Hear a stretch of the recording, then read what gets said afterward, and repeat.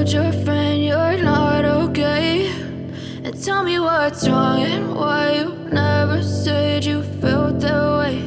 And guess you're trying. Hi, welcome to my channel. ఈరోజు మన వీడియోలో దోసకాయ ముక్కల పచ్చడి ఎలా చేయాలో చూపిస్తాను.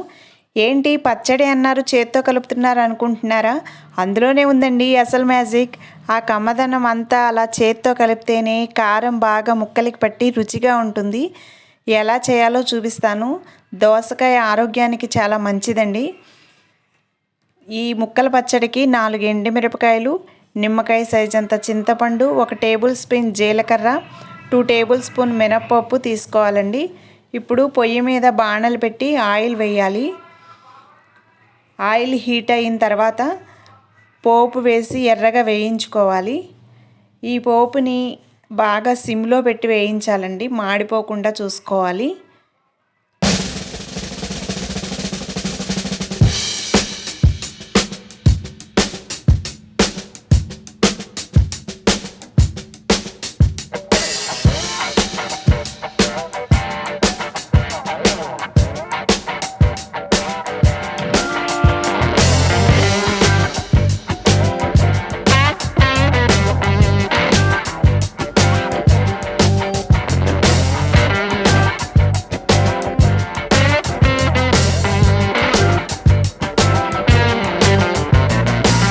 ఇప్పుడు పోపు బాగా వేగిన తర్వాత దీన్ని అంతటిని మిక్సీ జార్లో వేసుకుని దానికి కొంచెం చింతపండుని యాడ్ చేసి మిక్సీ పట్టాలి.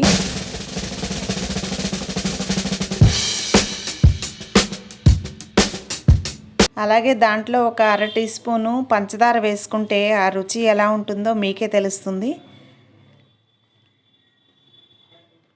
చిటికెడు పంచదార వేసి మళ్ళీ మిక్సీ తిప్పాలి.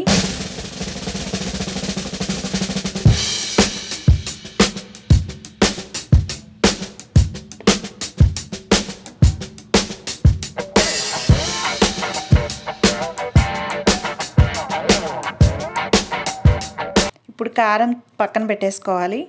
ఈ ముక్కల మీద కావలసినంత ఉప్పు, చిటికెడు పసుపు వేసుకోవాలి. వాటిలో కొన్ని ముక్కలు పక్కకి తీసుకుని మిక్సీ జార్లో వేసుకుని మళ్ళీ మిక్సీ పట్టాలి.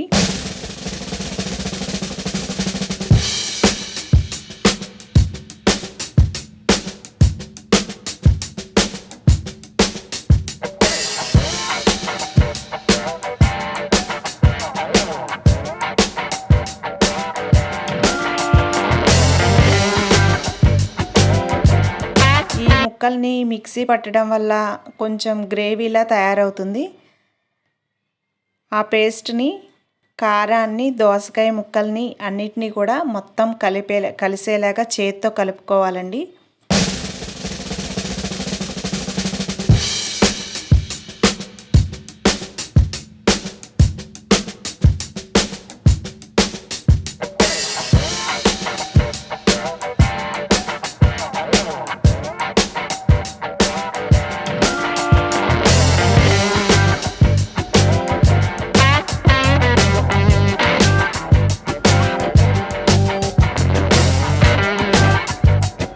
ఇది అచ్చం రోటి పచ్చడిలా ఉంటుందండి.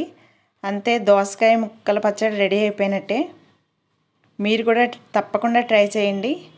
కామెంట్ని కార్నర్లో తెలియజేయండి. మంచి ఆరోగ్యకరమైన రెసిపీస్ కోసం నా ఛానల్ని సబ్స్క్రైబ్ చేసుకోండి. చూసారు కదా ఎంత టేస్ట్గా కనిపిస్తుందో, చూడడానికి నోరు ఊరుతోంది. తప్పకుండా ట్రై చేయండి. Thank you. Bye bye, see you.